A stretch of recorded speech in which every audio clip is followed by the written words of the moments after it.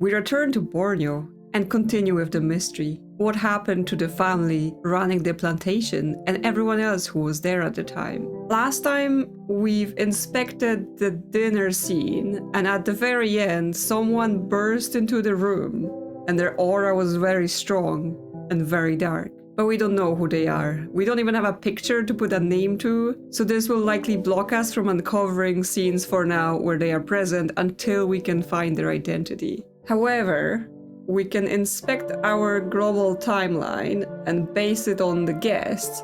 This way we can see everything we have filled in so far, and that actually for certain people we only have like 1 or 2 spots left for what they were doing or where they were in a run-up to dinner. So it might now be possible to track those spots down so that we can possibly have all of this first section filled in. And then we can work out how can we get past the dinner events. Starting with Cynthia, she only have 1 spot left at 3 o'clock on Tuesday at the very start of the timeline. And during dinner, Jeremiah asked her if she was able to reach out to her colleagues to let them know she's arrived. And she says, I let the operator send out a telegram. That would imply that she was using the phone to contact the operator for this. And we know that the phone is in the study. Therefore, that's where she may have been at 3 o'clock.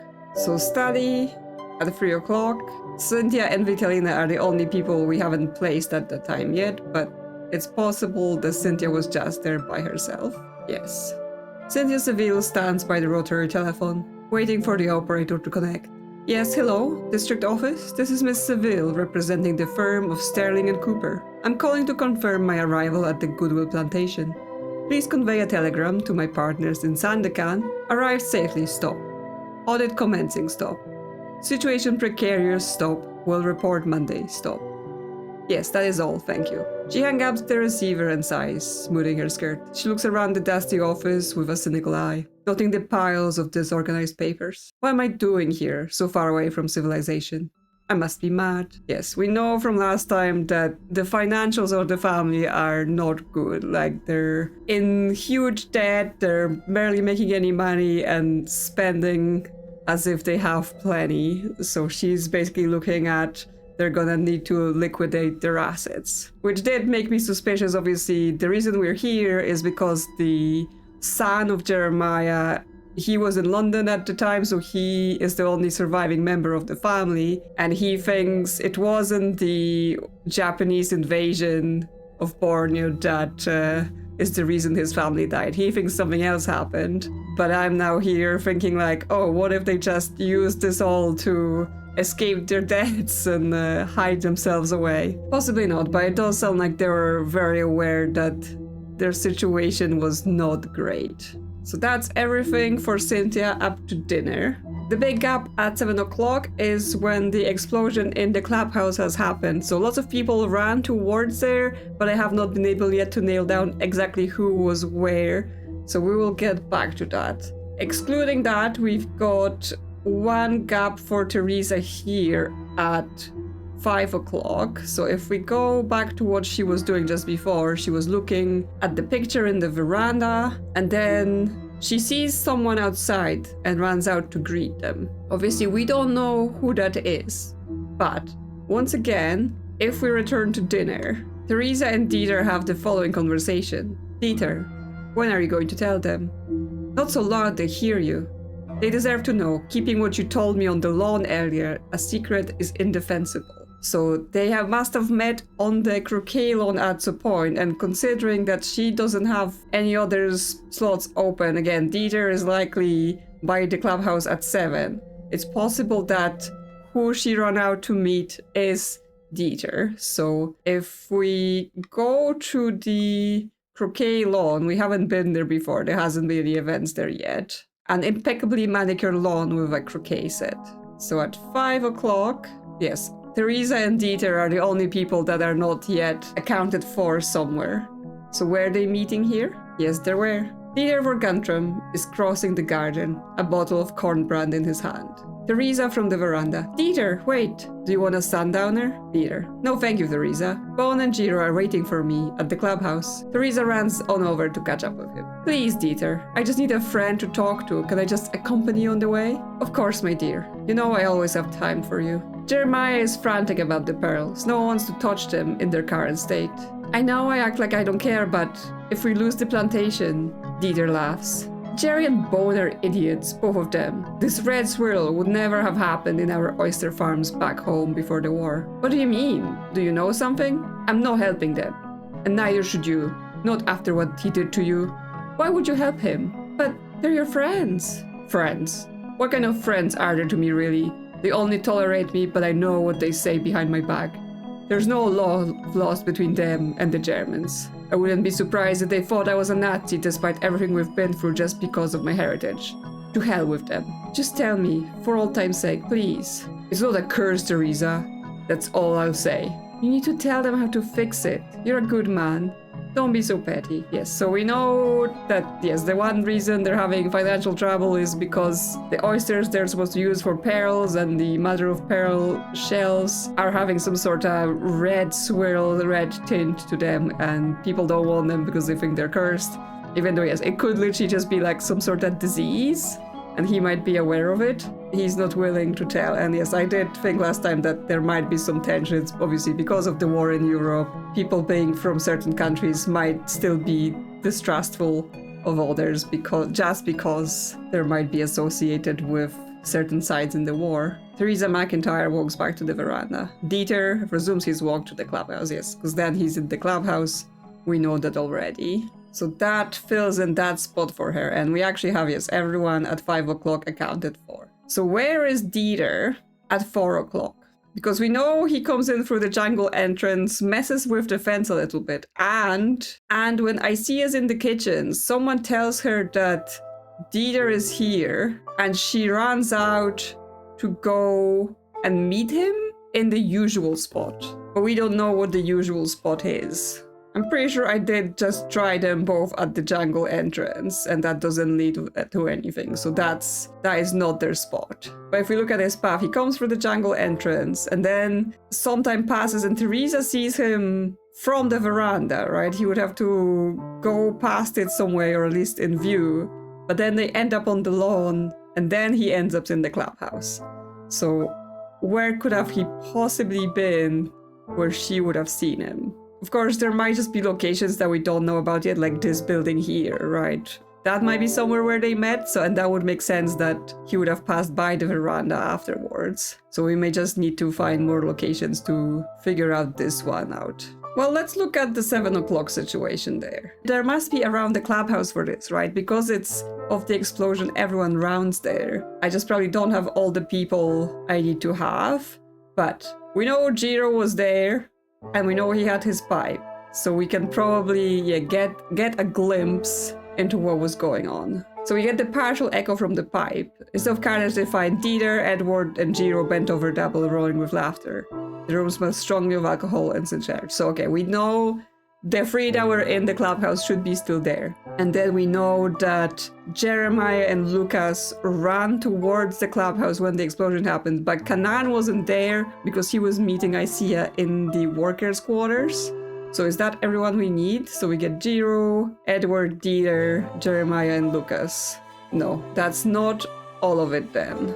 But if that's not all of it, who are we missing? I mean, we can, again, check through Jeremiah's lighter. Yes, Jeremiah, Goodwill, and Lucas burst into the clubhouse, expecting the worst, but instead didn't find those three. But someone else is there. The pearls, Edward had them. He threw them at Jeremiah in the library, and then Cynthia picked them up. But Cynthia's not available here because at the time she's in the guest house. That's where she's in the guest house, and she actually finds the biohazard sample instead that Lucas left there. Well, I don't want to just like guess and add people until I get the right answer. So it might still be a route to try to eliminate more of them, see where they were at the time. Because I think Loon and Teresa, they were left at the veranda at the time. So we should possibly go and study that scene and figure out if they were there alone, if someone else was there. So right before, at 6 o'clock, there's the explosion at the clubhouse and Lucas and Jeremiah run out. So Loon and Teresa were there with them. And then we get, as two men run out, I can see two other women entered into the veranda from the back. So the two other women joined them. And we know that at the time, at 7 o'clock, Cynthia and Isia are already otherwise occupied. So it's going to be Vitalina and Rose that just came down from the observation deck. So actually at 7 o'clock, we can say that Loon, Teresa, Vitalina, and Rose are in the veranda. There we go. Loon, Goodwin, and Teresa are joined by Rose and Vitalina, who ran in from the observation deck. Loon: Mama, what was that report? Is it them? Are the Japanese upon us? Teresa: Shh, Loon. Compose yourself. Loon: I knew the wireless was lying. Father insisted there are leagues away, but I knew they'd come for us in the night. I should have gone with Mr. Lucas. I should feel infinitely safer under his wing. He would know what to do. Teresa: Be sensible, darling. If that were a Japanese battery, we would already be dead. This is some other devilry. Rose, laughing nervously: There's hardly a way to reassure your daughter, Teresa. We haven't been biodated yet. Is rather thin consolation. Teresa: I am purely stating facts. Hysteria is a luxury we cannot afford. Loon: I want to go to the chapel. I need to pray.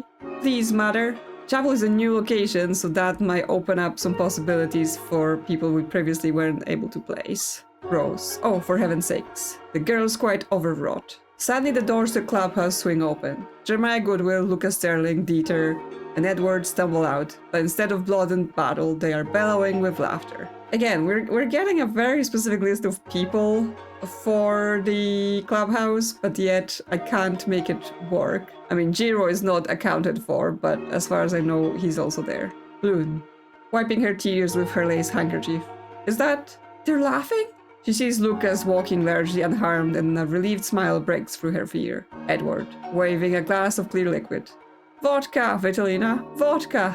Vitalina squeals with delight. Lubime, you mad beast, you glorious fool. Vitalina runs towards Edward, throwing her arms around him as he offers her a glass. For you, my heart, fresh from the fire. The group coalesces, tensions melting into relief and joy as they move towards the dining room. And yes, then they all go to dinner, which we already know about. So where is the chapel? Okay, that's the chapel. I think I already made that guess before, where I was like, oh, well, there's a graveyard, so this might be some sort of chapel. And I think it was because there was talk about Vitalina praying or something. So actually that might be where she was at some point. Chapel, a small chapel with a cross on the wall. Yes, so some people could be placed here. Saloon said she wanted to go to the chapel, but she didn't go there right now, right? Because this was all at 7 o'clock and then they go to dinner at 8, so it's not possible for her to have gone to the chapel in those time slots. But we've got a bunch of people filled in here, so it will remove the possibility from the clubhouse. So yes, we got 2 slots for Vitalina here. When she comes to the observation deck, Rose says, "Did the Lord answer your prayers?" And she says, "I don't know, I'm not sure I believe in him anymore. It's nothing more than a ritual at this stage." Yeah, that to me felt like she must have been somewhere she would have been praying, and therefore now we've got the chapel and the hour earlier at 4. That's where she may have been. So if we place Vitalina at the chapel at 4. So it says, the psychic aura is faint here, nothing happened at this hour. So she wasn't here at 4, and actually no one was here at 4, but was she here at 3? She's the only person unaccounted for at 3. Here it says specifically, the resonance is distorted, your reconstruction is incorrect, implying that something did happen in the chapel at 3 o'clock, but it wasn't just Vitalina. Which is interesting because we don't have any characters currently left, so she would have been here with someone that we don't know about yet.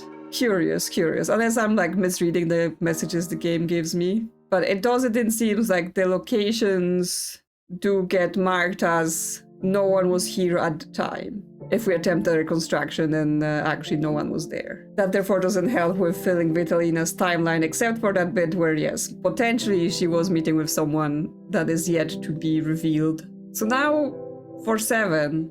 At the clubhouse, we've got Jeremiah, Lucas, Dieter, Edward, and Jiro. That as far as we know were the people then. And then Kanan is left. So was he there with them?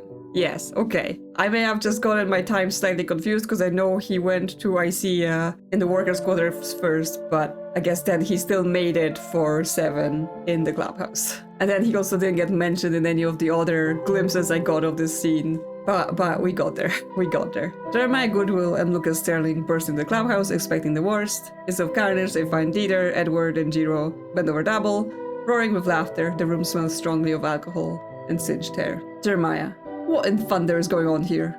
We thought the Japanese had finally landed. Edward, wiping tears from his eyes.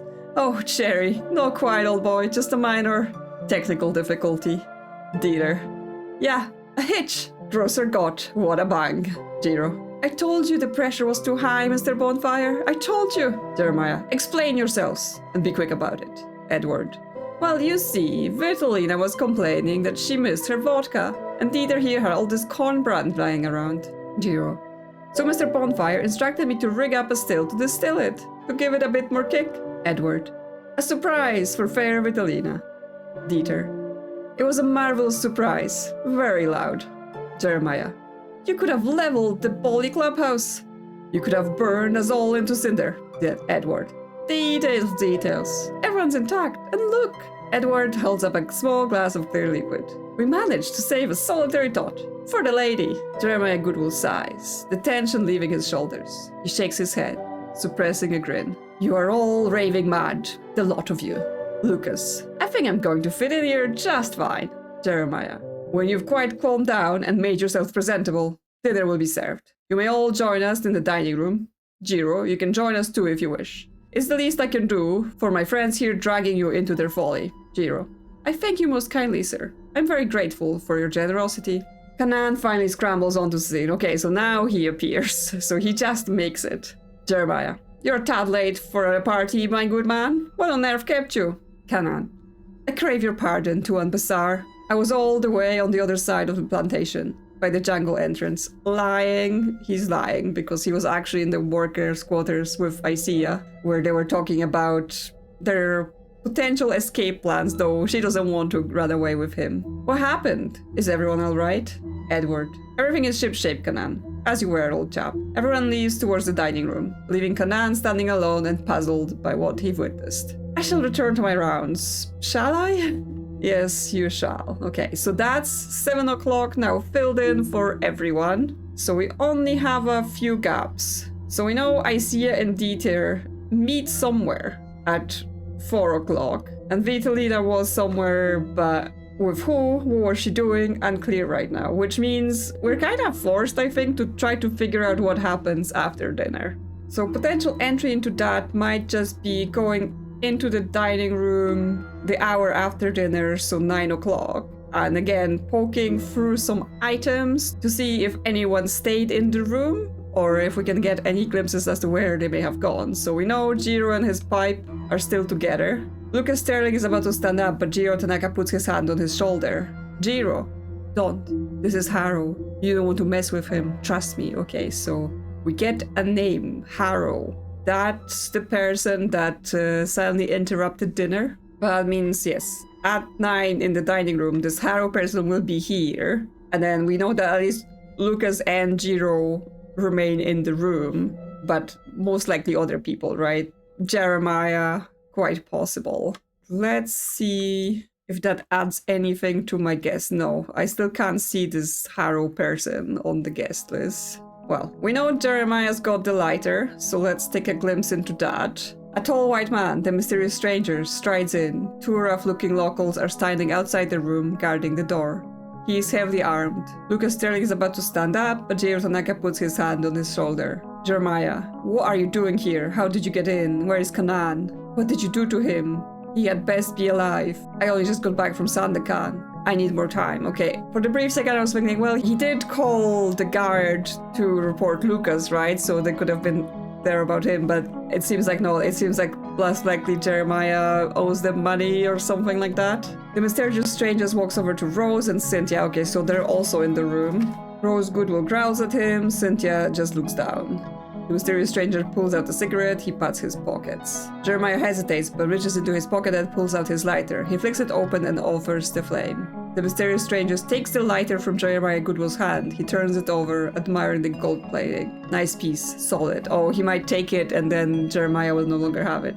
I'll take this as a down payment, yes. So, after this hour, Jeremiah no longer has the lighter. It feels like I need a little chart of who has what item at what time. I want my money soon, Jeremiah, or I will burn this whole place to the ground. Bowing theatrically to the table, my apologies for the interruption, ladies and gentlemen.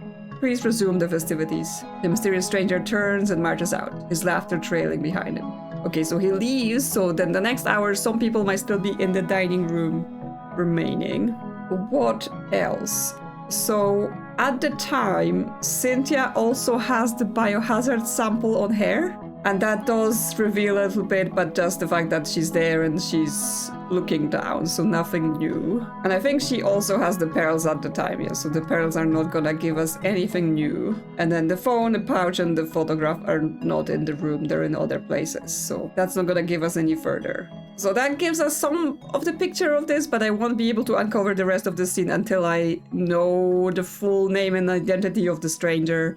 We know it's Harrow, but I presume we have to have him as a portrait here. Well, we can go into this further, right? We can try and see if people still stayed in the dining room after Harrow left, because that feels like they might have, right? So once again, we hit Jiro in the pipe, yes. Jiro feels out of place and tries to slink away quietly towards library. Edward Bonfire joins him. Okay, so it both tells us that he's there and that after that him and Edward are going to the library. It also tells us that Edward must have been there at 9 p.m., the earlier event. I mean, we can probably assume that everyone who was at dinner is probably remained there both 9 and 10, but just without the extra character we can't open the scene. Before we move on to the library, let's check the rest of the items. Well, Jeremiah no longer has the lighter, so that's lost to us. But Cynthia has both the sample and the pearls. Rose Goodwill and Cynthia Seville watch them go. Rose turns towards Jeremiah and laughs. Vitalina Petrovsky and Rose walk out of the room, leaving Jeremiah Goodwill and Cynthia Seville alone. Okay, so by 11 it's just Jeremiah and Cynthia in the dining room. So that should be something we can open up. But in that case, we can't do 9 p.m. because we don't have Harrow, but he then leaves, which means everyone who was at dinner might still be present at 10. And if we open that scene, we will be then able to see where everyone else has gone, because so far, even from the glimpses, we got 2 new scenes. So let's see about that. Yes, okay. So that gives us the scene at 10 p.m.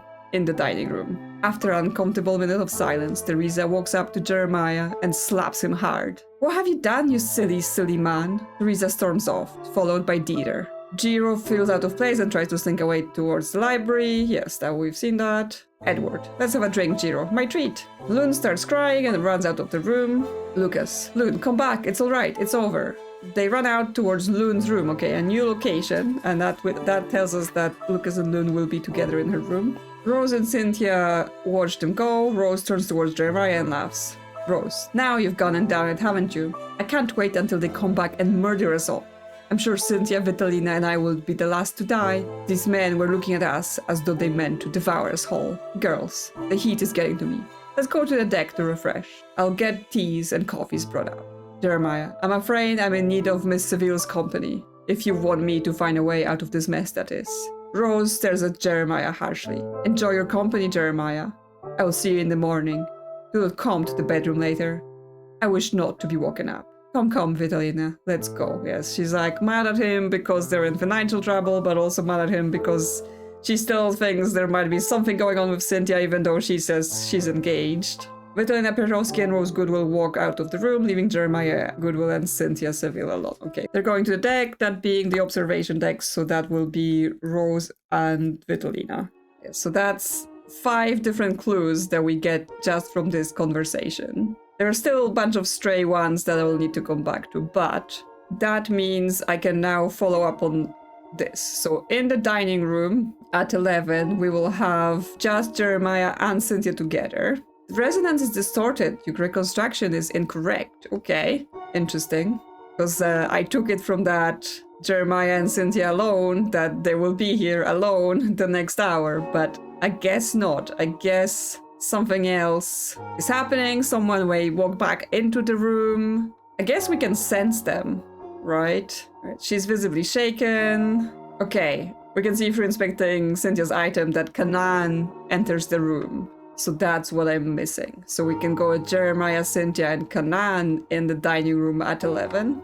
And that's the whole reconstruction. Cynthia is visibly shaken, her hands trembling as she lights a cigarette. Who was that man, Jeremiah? What have you gotten yourself into, Jeremiah? A mistake. Just a mistake. He pours himself a drink. I must confess I've put myself in a frightfully tight spot. I've gone and borrowed rather heavily against the estate. Took a bit of a flyer to expand the shell beds. My thinking was, well, everyone is mad for rubber and oil now that tobacco has lost its polish over here. I thought if we could simply double the haul, we might seize the lion's share of the shell market and corner the trade in mother of pearl before the Dutch caught on. But the venture is dead loss. A complete washout. The pearls are quite hopeless. Wormy crimson things without a lick of orient. Now I'm left staring at a mountain of dead lime and a mountain of dead. Cynthia takes a deep breath and puts out her cigarette. All right, we have options. We can sell the land to the Rajas. The Brooke family has been eyeing this coast for years. Jeremiah. Absolutely not. This is my plantation. I am not moving anywhere. It may not be up to you, Mr. Goodwill. If the Japanese invade as predicted, they'll take everything by force anyway. You should leave while you can. Sell, take the money and go. Jeremiah looks awry, his anger deflating. The workers. The Bajau. The Bajau are nomadic sea people who live in the waters around Borneo. They are amazing divers and expert on pearls, yes, so that's who they were using to get them the pearls. They are worried too when they are perfectly calm by nature usually. If they are scared, I need to think on this. The guest room has been prepared for you, but I'm afraid you will have to share with Mr. Sterling. We only have one guest house, but it has multiple chambers. Cynthia flashes a deep crimson. Share with a man? I certainly will not. This is completely improper. Mrs. Goodwill offered earlier. I will stay with her in your room. Jeremiah, laughing bitterly. In the master bedroom? You go enjoy my marital bed with my wife then. I'll see you in the morning. Okay, that gives us master bedroom. So that's where Cynthia and Rose will be at some point, but right now Rose is at the observation deck. It's gonna be interesting because it's basically the current wife and who she thinks might be the next mistress, so that might be some interesting conversations if we can find them there. Kanan crashes into the room. Tuan Besar, are you alright? Is everyone alright? Jeremiah. Dear chap, you're making a habit of arriving after the fire. I'm afraid I was taken off guard and knocked unconscious by the jungle entrance. Okay, he says he's been attacked and unconscious, but he might be lying. We will have to check on that. So that would have been like 9, 10 o'clock where Kanan would have to be at the jungle entrance. But then if he's being attacked, then it could be by the Harrow guy we don't have yet identified. Jeremiah. I'm really sorry. That's terrible. But yes, we are all alright. This was all my fault and will not happen again. Kanan. I don't understand. We had bloodthirsty pirates on the premises and you're acting as if nothing happened? I need to call for reinforcements. We need to secure the premises. We need to... Jeremiah puts his hand on Kanan's shoulder. Tomorrow. There is no urgency. They will leave us alone. For a while at least. Tonight we rest and tomorrow you can do what you want. Kanan accepts his master's advice and bows. He makes his way to the kitchen and Cynthia to the bedroom as Jeremiah Goodwill heads out to find some companionship. So Kanan is going to the kitchen, but he may not be there alone. Like, Isia could still be there. We don't actually have track of her at all of this time of those events. And it does feel like she would likely be in the kitchen at least around dinner time, right? Getting everything ready and sent out. It would be nice if we could have some item related to Kanan, because that would let us track him a bit better, since we already know that he lies about where he's been and what he's doing, so just him saying where he was might not be the actual truth. But that's fine, because we've got plenty other things to check out now. So other events for 11 o'clock. Jiro and Edward have gone to the library. The library is dimly lit, smelling of old paper and stale smoke. Edward Bonfire is resting with the lock of glass-fronted cabinet. Confounded. Jerry always did keep the good stuff under lock and key. And with the clubhouse looking as though it's taken a full broadside, we don't have much else to drink. Edward produces a small knife from his belt and jams it into the mechanism. With a sharp crack, the wood gives way. Open sesame. He grabs a bottle of scotch and 2 glasses, pouring a shot for both. Jiro. You really shouldn't have done that, Tuan Bonfire. Tuan Goodwill will be positively livid. Jerry has bigger fish to fry. Besides, the man's in my debt, whether he cares to admit it or not. Raising his glass. To surviving the night, eh? And to keeping our heads on our shoulders. Jiro, nervously sipping. Do you think they'll come back? The pirates? Harrow? He's a shark. He's caught the scent of blood in the water. He'll circle until he gets what he wants. I've seen his ilk before, in 26. Men who think they can take what they want. You saw him off though, didn't you? We gave him a scrap. That's the crucial distinction. Jerry, he fancies he can negotiate a settlement. You can't parley with a shark, old son. You have to punch it squarely in the snout. Jiro downs his drink and sets the glass down. I really must beg your leave, Mr. Bonfire. The camping so soon? The bottle's still full. I have to... Well, I must see a man about a dog, as they say. Edward pauses, a knowing grin spreading across his face. A dog, is it? Or a bitch in heat, perhaps? I'm sure I don't follow your meaning, sir. Oh, don't play innocent with me, old boy. I've got eyes. Winking. Off you go then. Mum's the world. My lips are sealed, tighter than a clam. Thank you, Mr. Bonfire. Jiro scuttles out of the room. Edward empties his glass quickly and sets it down. Right. Where's the party at now? I can't be the only one who still needs a stiff drink after tonight's events. Edward hears a friend's voice coming from the veranda and goes to investigate. Okay, that might be him then meeting with Jeremiah then, because it also said that Jeremiah went out looking for company.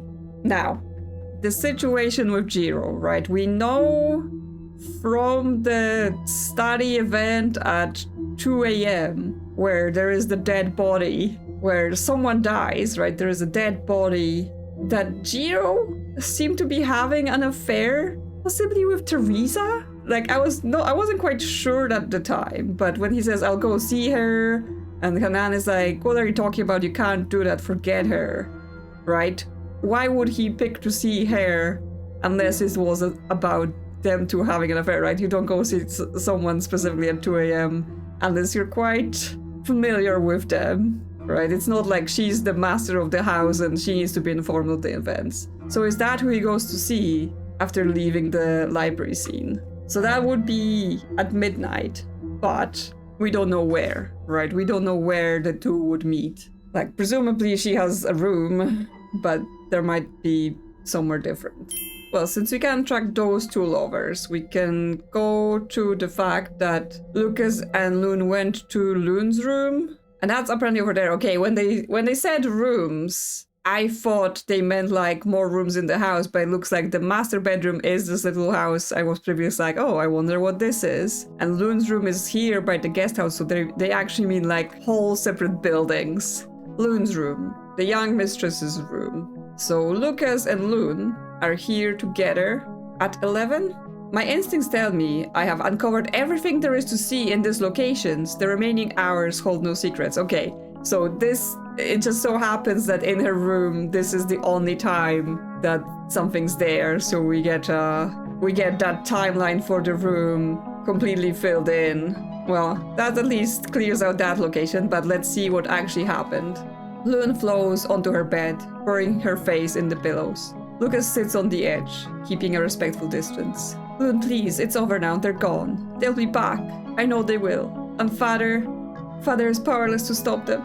She sits up, wiping her eyes. And you can stop them, can't you? I know who you are. I know your secret. Lucas freezes. His expression hardens instantly. I haven't the foggiest notion what you mean.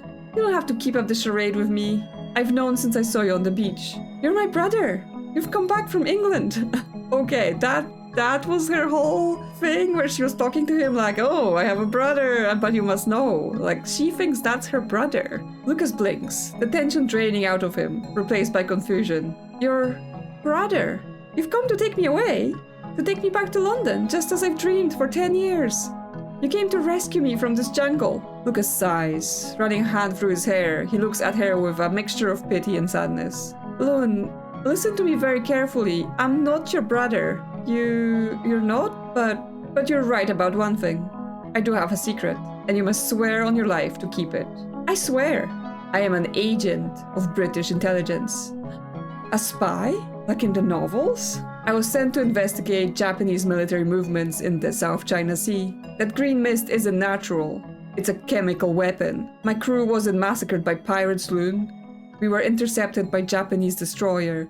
They caught us red-handed with evidence of their test. Okay, so that's what the biohazard sample is. We've taken samples of what the Japanese are deploying, and he was going to bring it back, but obviously they lost their ship, so he's now stranded here. Oh my heavens! I managed to salvage a sample of the agent. I hid it in the wash house at the guest house, along with my service revolver. Yeah, and then Cynthia just saw that and took it, right? That's weird. Well, if you found that kind of stuff, we would just go like, oh yeah, let me just take that with me. Don't say anything to anyone. So what's up with that? I need to retrieve them. Between the pirates and the Japanese, I must be armed to protect you and the sample. You will save us? I shall do my utmost. Now stay here and bolt the door.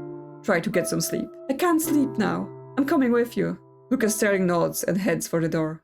Loon, Goodwill, in tow. Okay. So they remain together, and I guess they go to the guest house because he wants to get his stuff, right? So at midnight, Loon and Lucas are in the guest house? Yes, they are. Lucas emerges from the small wash house, his face pale and grim. Loon is waiting for him on the path. Lucas. It's gone. What's gone?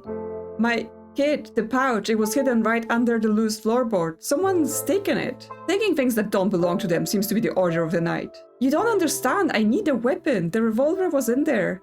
If things go south, and that sample is dangerous, if anyone who has it doesn't know what it is, who knows what could happen? Follow me, the workers' quarters. We kept rifles there for the boars. They hurry along the path. They pass Teresa's room. Okay, that may be where Teresa and Jiro are meeting. They can hear screams from within. Good God. What is that? Is someone hurt? Keep walking, Lucas. But that sounds like... I said keep walking. It's just Mother. It's best not to ask. Okay, they're like screams from within. And that's where Harrow and Jiro might be meeting. It's a different kind of screams. Okay, so if we follow those two along, we're gonna end up in workers' quarters. We can come back to the whole Jiro situation later. So next hour, 1 a.m. at workers' quarters, Loon and Lucas.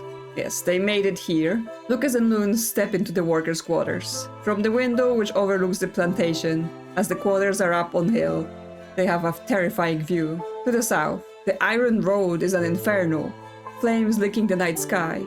To the east at Cove, Japanese soldiers are disembarking from landing crafts onto the sand, and all around them the sky is black with soot. Okay, so it is indeed the invasion. It is happening. So what's the Iron Road? The North Borneo Railway was a uniquely British project. It was the only railway system on the entire island. Plantations along the coast were designed to plug into this rail line. The rail was also used to transport goods to and from the port of Sandakan. And the sky is black with soot. When the Japanese invasion was imminent, the Taj blew up the oil refineries and set the wells at Miri and Balikpapan on fire. For weeks, the sky over Borneo was stained black. Okay, so that was already happening because the Dutch were basically burning their place down before retreating. But they are seeing the Japanese soldiers, so the invasion is in progress. Lucas, loading a rifle with practiced ease. It's worse than I thought. They're surrounding us. Loon, staring at the beach. There are so many of them. Lucas picks up some binoculars and takes a good look at their surroundings. Okay, that's a new item, but he just picks them up. He doesn't own them, which means we will need to work out who has them before we can use them for tracking people down. Alright, I can see 6 launchers landing on the secluded beach, a new location, with a dozen men in each. And the blaze is giving me a good view of what's happening by the jungle entrance, in spite of the darkness. It seems Edward and Dieter are there with our friend Captain Ludwig Harrow. Okay, we've got the name of him. That man, Ludwig Harrow, he carries himself like a king, not a common bandit. Is he infamous enough to be in the papers? I need to call Armand about the distress call on the phone anyway. I'll ask him to check the archives for Captain Harrow as well. On the phone. Armand, it's Delphine. Listen carefully. I have a phonetic transcription of a call made from a plantation in Malay. I was wondering if you could translate. Goodwill, Mati, British Navy. I mean, most of those words are in English. Delphine. My Malay is rusty, but Mati means dead. It sounds like he was claiming Jeremiah Goodwill was murdered by pirates and requested immediate assistance from the British Navy. They were due to have arrived by 9 the next morning. Efficient. He painted a picture of a massacre to ensure a swift, lethal response. I have another request while I have you. It's going to sound very strange, but bear with him. The leader of the pirates was a man named Ludwig Harrow. I was hoping beyond hope that there might be some information about him somewhere. Harrow? Startling. He is a legend, Delphine. Not for piracy, but for the war. He led a guerrilla unit against the Japanese occupation.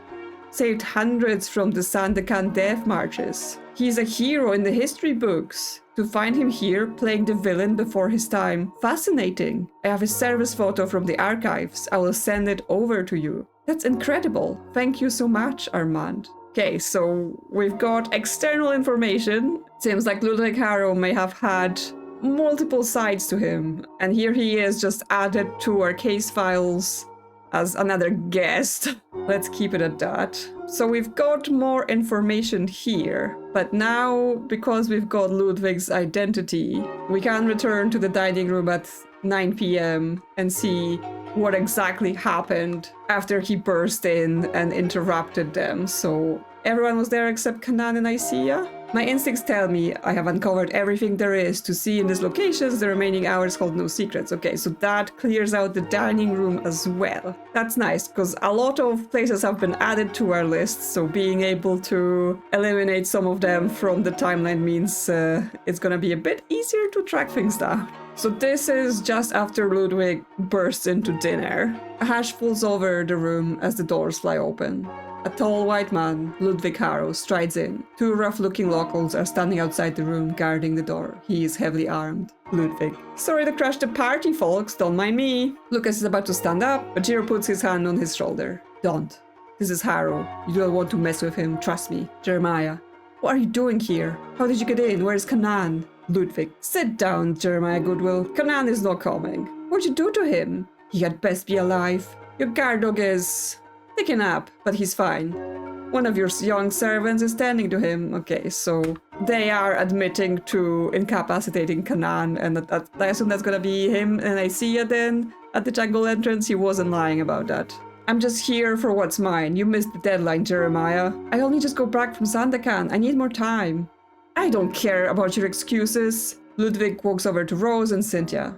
Excuse my intrusion, ladies. I wish we could have met under better circumstances, but your man here doesn't pay his debts. Rose growls at him. Cynthia just looks down. Ludwig pulls out a cigarette. He pats his pockets. Anyone got a light? Jeremiah hesitates, then reaches into his pocket and pulls out his lighter. He flicks it open and offers the flame.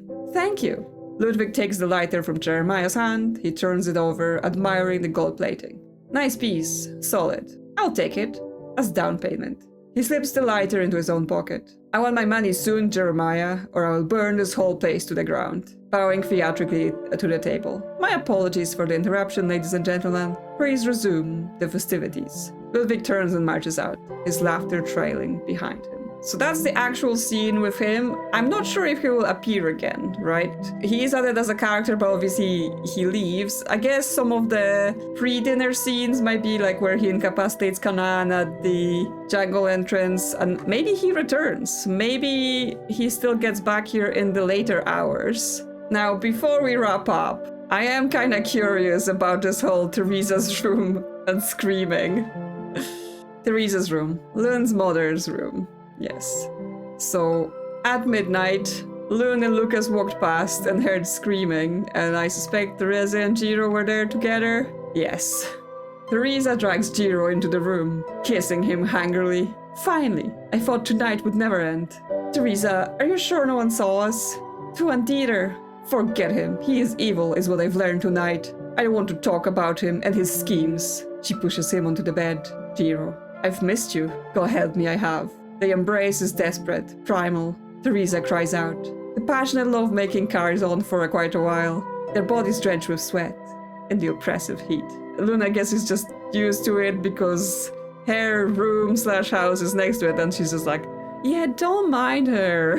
Which is just a bit weird, to be honest, to live with that right next to you, but okay. Well, I think we've discovered plenty, and I think we've learned lots of spicy new details, but we've also learned that indeed the invasion is happening and there are chemical weapons involved. So does the family actually die in the invasion? Does something else happen? Because even though they can see the invasion, actually we know that there are people in the study at 2 a.m. and they talk about someone being killed, but not in a way of like, oh yeah, you know, they invaded and killed the owner of the plantation, right? They're just, Kanan and Jiro just chat about it. And yes, this is where the phone call is that was translated by the guy we've called, where he talks about the invasion and that Jeremiah was killed, actually. That's what that implies. So that he's the dead body in this scene. But there's also an empty blue vial that could imply poisoning, which could have been self-inflicted as well. So there is more to it. There is more to it than just the Japanese came in and killed everyone and that's it, right? Because even if that's the case, we still have a plenty of timeline, right? After the night, we've got a half of the next day that things will presumably be happening in. So still plenty more to track down, but we will get into it next time. So let me know in the comments what you think about the story so far. And if you enjoyed this one, consider liking or subscribing. Thank you to channel members for supporting the channel, and I will see you soon on another adventure.